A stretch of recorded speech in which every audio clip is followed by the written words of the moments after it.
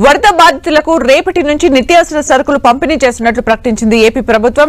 ప్రతి కుటుంబానికి సరుకులు పంపిణీ చేసేలా మంత్రులు, అధికారులు ప్రణాళిక సిద్ధం చేశారు. బాధితులందరికీ నిత్యావసరాలు పంపిణీ చేసే ఏర్పాట్లపై సమీక్షించారు మంత్రి నారాయణ. 25 కేజీల బియ్యం, కేజీ పంచదార, 2 కేజీల ఉల్లిపాయలు, 2 కేజీల బంగాళాదుంపలు, లీటర్ పామాయిల్ పంపిణీ చేయనున్నారు.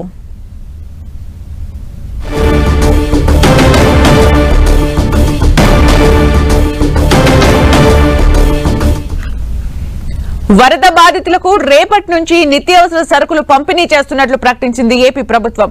ప్రతి కుటుంబానికి సరుకులు పంపిణీ చేసేలా మంత్రులు, అధికారులు ప్రణాళిక సిద్ధం చేశారు. బాధితులందరికీ నిత్యావసరాలు పంపిణీ చేసే ఏర్పాట్లపై సమీక్షించారు మంత్రి నారాయణ. 25 కేజీల బియ్యం, కేజీ పంచదార, 2 కేజీల ఉల్లిపాయలు, 2 కేజీల బంగాళాదుంపలు, లీటర్ పామాయిల్ పంపిణీ చేయనున్నారు.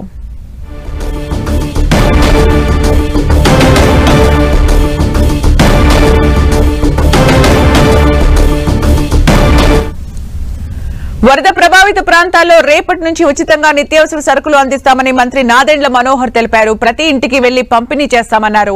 ఎక్కడా ఇబ్బంది లేకుండా చర్యలు తీసుకున్నామని చెప్పారు. రేషన్ కార్డు లేని వారికి కూడా సరుకులు అందిస్తామని, ఆధార్ కార్డు ఉంటే చూపించి పొందొచ్చని మంత్రి నాదెండ్ల మనోహర్ అన్నారు. నాదెండ్ల మనోహర్ తో మా ప్రతినిధి జయరాజ్ మరింత సమాచారం అందిస్తారు.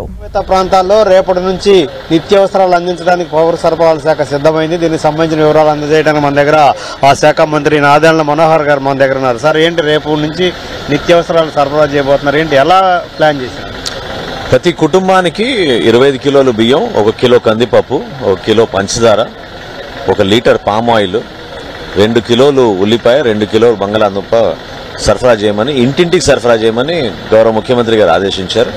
వివిధ శాఖలతో మేము సమన్వయపరుచుకుంటూ పౌర సరఫరా శాఖ మరియు మార్కెటింగ్ శాఖ ఈ సరుకులన్నీ కూడా 2 ప్యాకెట్లు మేము సిద్ధం చేసి ఖచ్చితంగా రేపు ఉదయం 10 నుంచి విజయవాడ నగరంలో మోస్ట్ ఎఫెక్టెడ్ ఏరియాస్ని ఐడెంటిఫై చేశాం.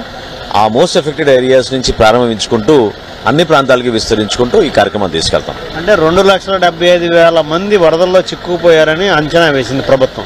అంటే వాళ్ళందరికీ కూడా ఉచితంగా ఇట్లా అందించే ప్రక్రియ చేపడతారు? ఎస్, ప్రతి ఒక్కరికి ఉచితంగానే ఇస్తాం. ఈ కిట్లన్నీ కూడా ఎక్కడ కూడా కాంప్రమైజ్ కాకుండా చాలా లిబరల్గా చేయమని చెప్పారు గౌరవ ముఖ్యమంత్రి గారు. ఎందుకంటే ఆహారం కోసం ఎవరు కూడా ఇబ్బంది పడకూడదు, ప్రభుత్వం నుంచి ఆ విధంగా సాయం అందించాలని అని కోరారు. కాబట్టి ముఖ్యమంత్రి గారు, అదేవిధంగా ఉప ముఖ్యమంత్రి గారు, వివిధ శాఖల మంత్రులు అందరం కూర్చుని నిర్ణయం తీసుకుని రేపు ఉదయం నుంచి ప్రారంభించి క్షేత్రస్థాయిలో దీన్ని తీసుకెళ్దాం. ఇప్పుడు 4 రోజులుగా ఉచితంగా ఆ ఏరియాలకి ఆహార సరఫరా కానీ మందులు కానీ పంపిణీ చేసే కార్యక్రమంలో చాలా ఇబ్బందికరమైన పరిస్థితులు, అంటే క్షేత్రస్థాయికి అవసరమైన వారికి వెళ్లకుండానే చాలా మిస్యూజ్ అయినటువంటి సందర్భాల్లో ఈ నిత్యావసరాలు ఇంకా కీలకమైనవి. వీటిని సరే అర్హులైన వారికి చేరవేర్చడానికి ఎలాంటి ప్లాన్ ఉంది? అంటే మేము టెక్నాలజీని వాడుతున్నాం అండి. ఈ పాస్ మెషిన్స్ వాడతాం.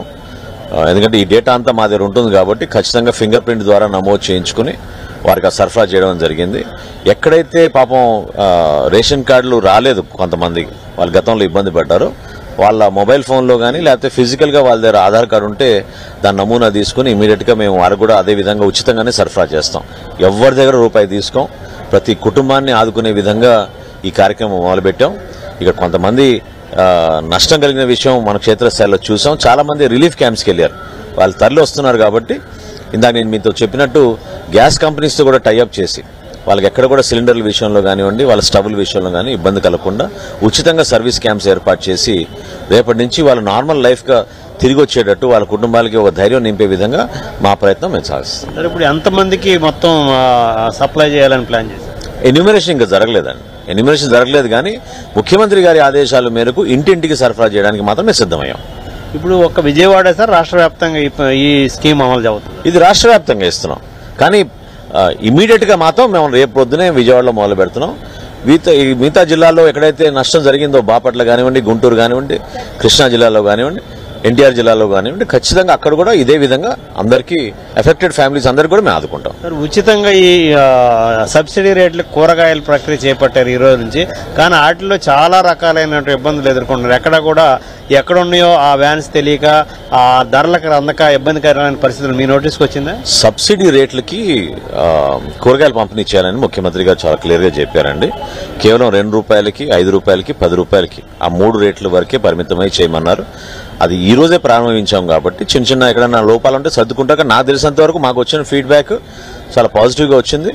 ఇంకా దాన్ని పెంచుతాం. రేపటి రోజున ఈ రోజున 120 చోట్ల ప్రారంభించారు, ఇంకా ఎక్కువగా దాన్ని తీసుకెళ్తారు. ఇది మొత్తం మీద రేపటి నుంచి వరద ప్రభావిత ప్రాంతాల్లో ఉచితంగా నిత్యావసర సరుకులు అందించడానికి ప్రభుత్వం ఏర్పాటు చేసింది. తప్పకుండా ప్రతి ఇంటికి వెళ్లి నిత్యావసర సరుకులు కిట్లన్నీ అందజేయడానికి ప్రభుత్వం ఏర్పాట్లు చేసింది. వీటికి సంబంధించిన ఏర్పాట్లన్నీ కూడా పూర్తయినాయి.